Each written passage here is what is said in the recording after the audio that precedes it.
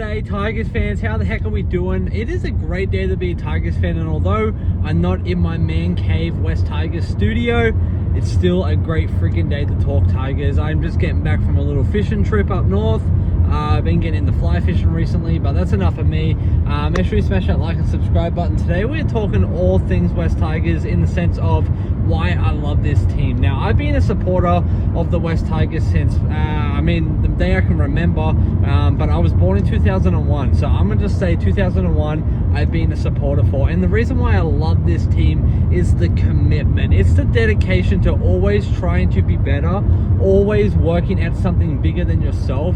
And then now you add in Benji Marshall to that mix, and my goodness, do we have the dream team. I'm talking Jerome Luai, Dream Buller, and even Appy Coruscant. Like, those three right there are going to be absolutely pivotal in the trinity, if you will, of making the Tigers reach that premiership. And so I'm just so freaking pumped about where we are headed, right? And so when we look at last game against the Cowboys, I think there were some major key takeaways that I think we can take into our next game, and that's going to be our attacking style. I'm loving how aggressive we are being, but also thinking, and also having a little bit of structure, but also a little bit of unpredictability, right? So I'm really pumped on that, and I think if we can bring that into our next game, it's going to be a huge game.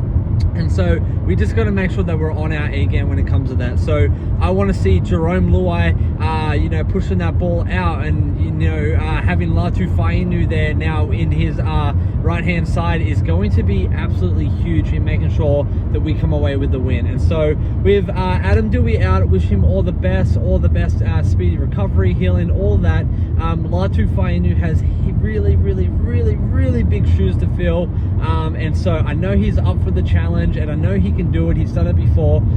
The big question is, can he do it again? So for Latu Fainu, it's going to be making sure that he is being led by Jerome Luai.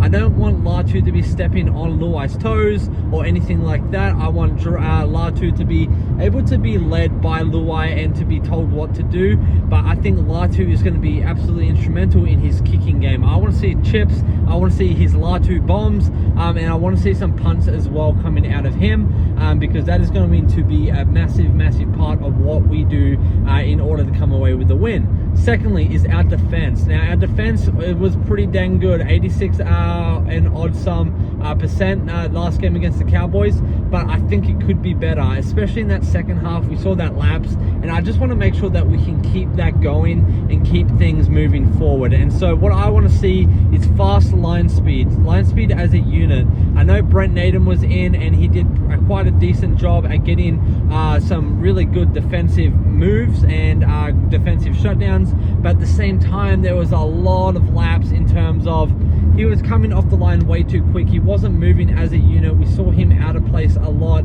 So I just want to clean that up. Now, Star Toa is named on the starting lineup this week, so hopefully he is back and ready to go. But if he's not, I think we'll see Makasini in there. He's the 18th man, and I got a feeling that that's what's going to happen. We're going to see Makasini's. Now, if Hamasi Makasini comes in, first of all, congratulations, my bro. You are absolutely killing it for such a young gun, and I think we need to sign you now, lock you down for the next few years, because you have what we need in that center. And we have stuff for Toa. We got Taylor May for sure, but I think having him in would add so much depth, especially if we had wingers that were to leave here in the next couple of years. But that's a whole nother topic for a whole nother day. So back to her, Makasini in on that center. With Stafford Toa most probably being out, Makasini has got to be on his A game. Now, we've seen him bring some dubs the last couple of weeks at the Magpies, and so I want to see the same sort of energy and effort there as well for the West Tigers. How can he come in? How can he make sure that he is defensively on point, but also attack that he is on point as well? So I want to see him making some good line breaks. I want to see him making some good dummies, but also making some great passes and even better tackles. And if he were to come in and fill that gap for Stafford Toa, it's going to be electric, Tigers fans. I'm calling him right now to go over for a try. No freaking doubt, he would absolutely kill it. Now, as for Taylor May on the other center, I'm been loving what I've been seeing out of him. I'm so surprised we haven't signed him yet or extended any sort of offer to him yet. I don't know if we're waiting to see these last 2 games how he goes. I totally understand that if that's what Benji and Richo want to do. But I think we'll see an extension here currently, probably pretty dang soon. And I think we're going to be locking him down for at least 2 to 3 years at starting 600,000 to 700,000. I reckon that's where we're going to land with him. On the low end, probably 550, 500, somewhere around there. But Taylor May has been absolutely blowing me away week after week. His work ethic, his attitude, his defense, his attack, everything about him is being just top notch, next level, and that's what we needed from him. And that's why I've been so freaking excited for this signing all season long. And a lot of you guys gave me crap for that, but I know what I want, I know what we need, and that was Taylor May. And I think he is definitely the missing piece in the puzzle. So really pumped to see what we do. Jerome Luai is going to be another instrumental piece, obviously as our skipper, and obviously as someone who is our playmaker, right? So seeing him doing those grubbers, putting that ball out, I've been really impressed and been loving his movement lately in that half position back in number 6. And so I think we're going to see only more and more from him, and better each and every game. So super pumped for him. And then Jareem Buller, baby, his contested high balls are just oh, it's so freaking good. Like the way we saw him in the Cowboys,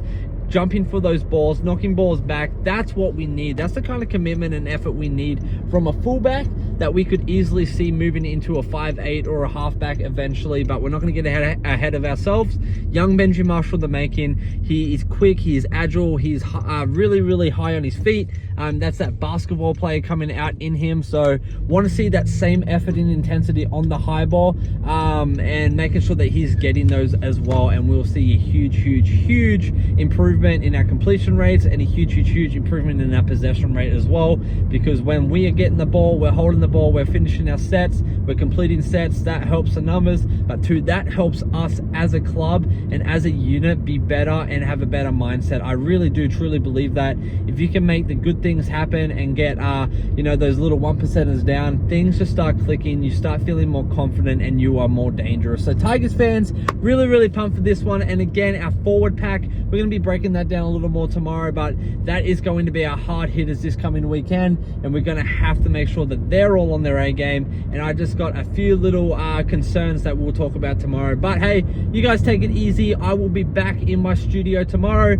but just still wanted to chat Tigers with you, and sorry to late upload. Appreciate all your support, all your love, and always take care of yourself. Up the freaking Tigers, baby. I'll see you tomorrow.